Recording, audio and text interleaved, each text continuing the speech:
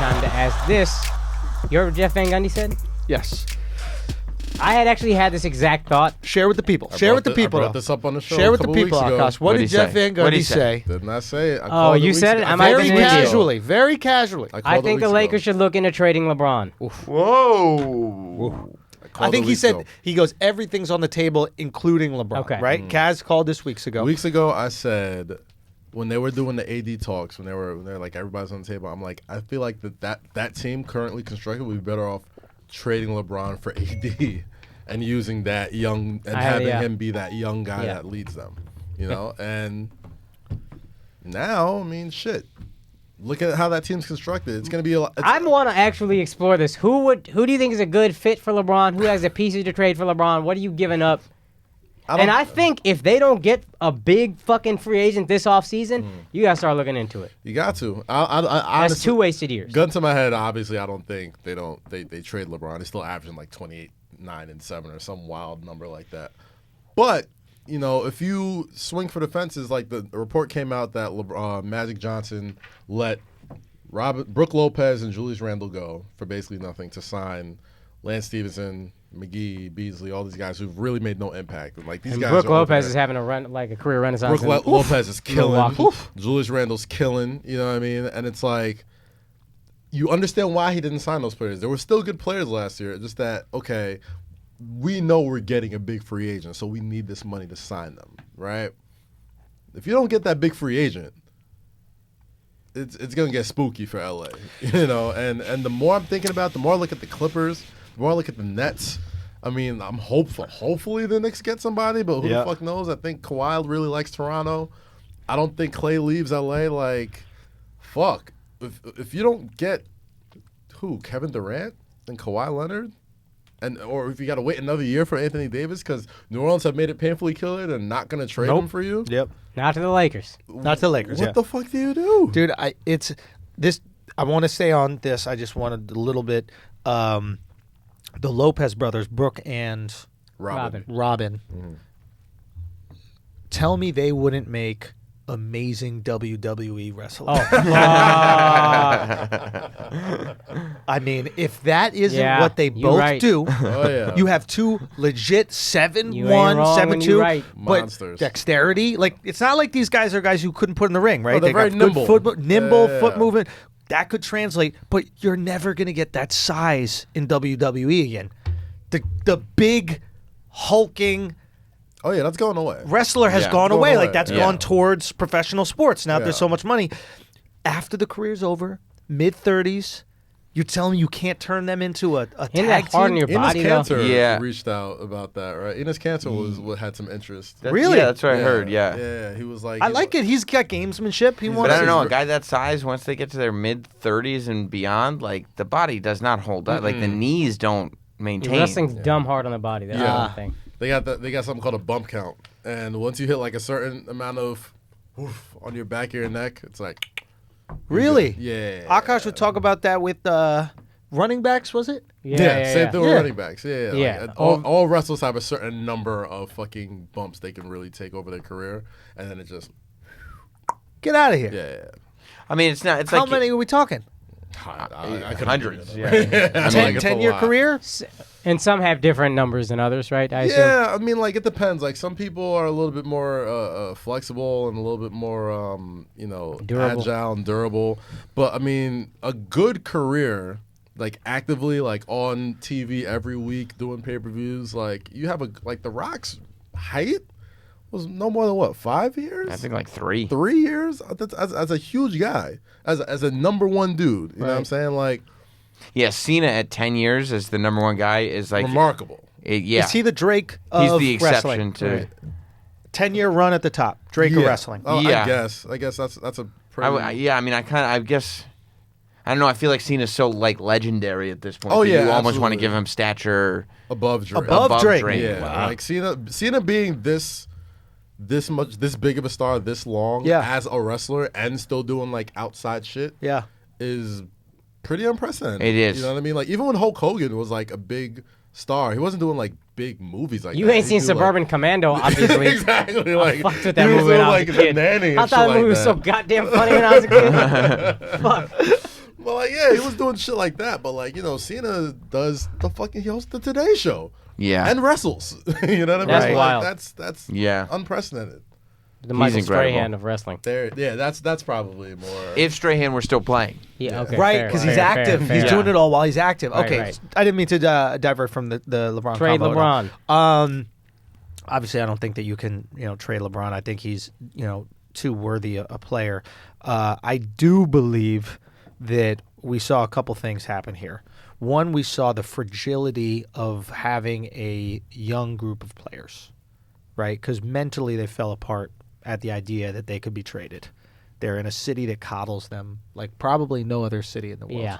The average Laker fan doesn't know enough about basketball to hate Right. their players. And even if they're upset, weed is legal. It's always sunny. How upset How upset are you really? Yeah. Even if I know the game, it's like I'm in LA, bro. There were people chanting like "Go back to Cleveland" the other day. And this is a fucking man.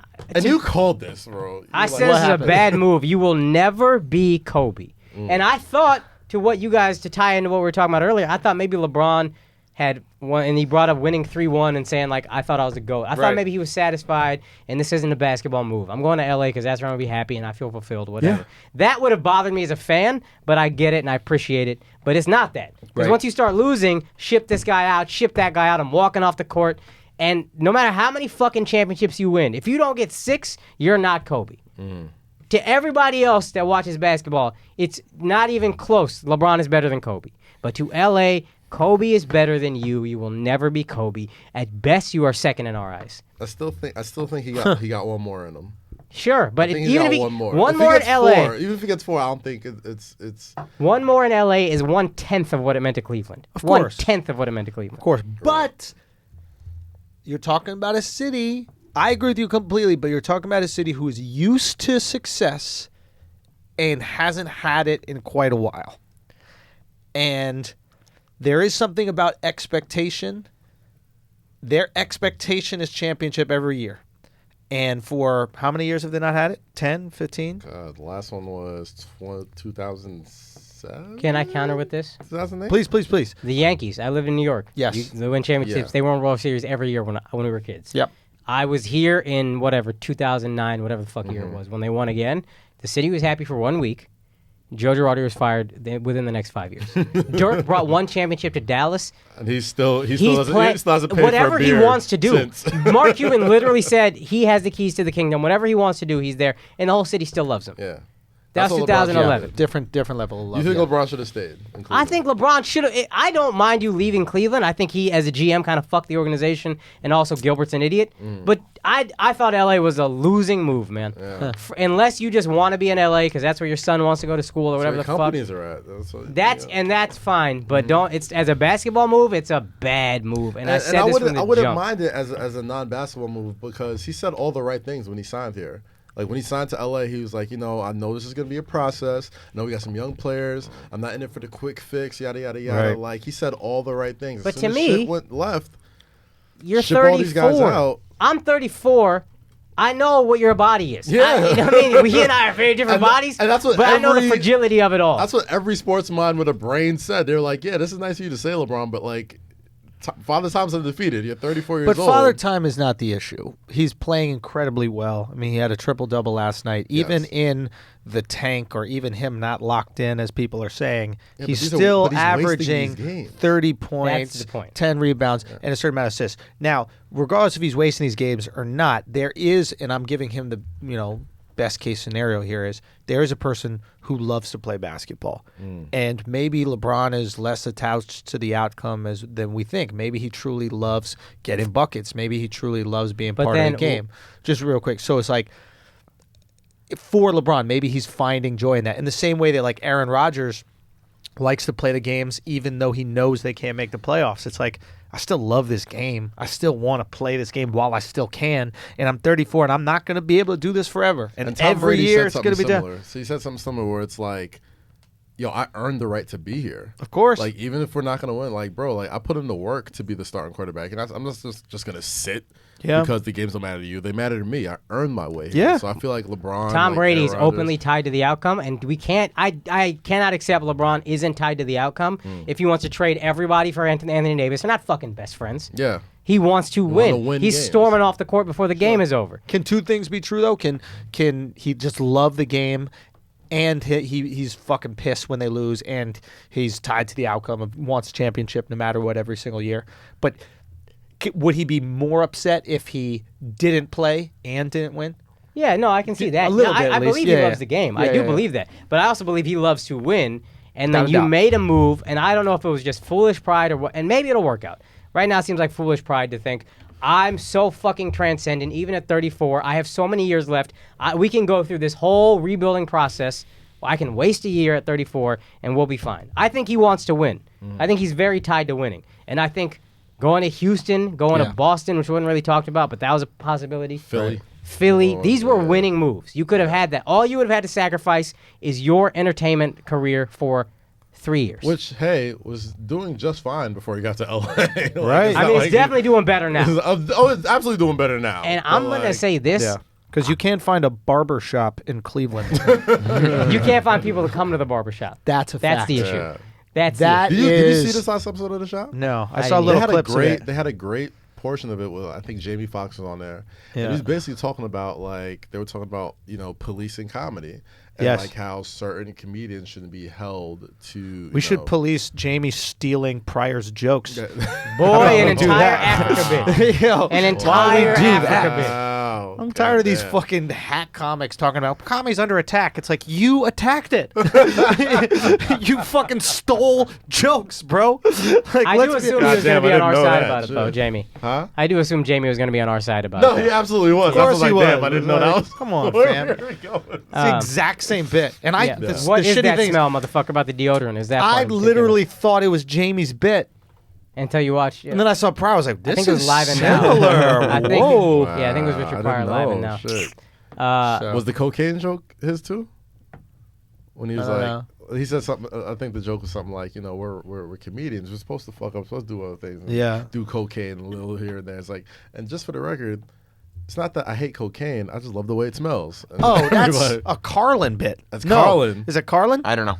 That's an old. It sounds dumb, but I don't maybe know even a who's Stephen Wright joke. Like, if you put that in Google right now, Alex can put that in Google. It's like, oh, damn, I know Jamie was stealing. I like Jamie. It's like an uncle joke. Yeah, it's a street Yeah, joke. it's- Yeah. It doesn't sound like Jamie's style necessarily. Actually, here's what I'm going to say about LeBron before we close it up. I'm going to say this right now. We've had this debate on here before. I've been more torn than you guys. I'm done for now. Hiatus on LeBron is the GOAT talk. You're not the GOAT to me right now.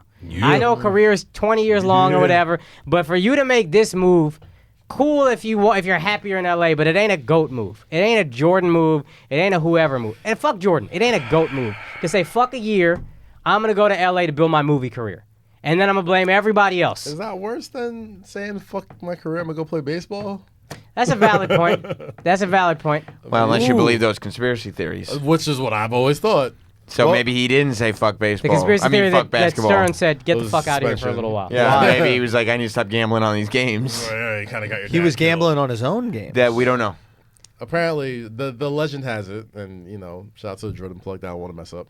Yeah. Legend has it that Jordan's gambling, addiction cost him his father's life, and instead of kicking him out of the league or telling him to retire, the suspension. That's the urban legend. Urban legend. No proof has ever been. I kind of believe that first part. Hey, why are there no suburban legends? for a guy, You gotta, there are suburban legends. yeah, you gotta come out to Westchester. Avocado toast. Do you guys have some good suburban? Westchester, we got nothing but suburban legends. I'm a suburban legend. If you don't open the door for your nanny, that's 7 years of bad luck. Yeah.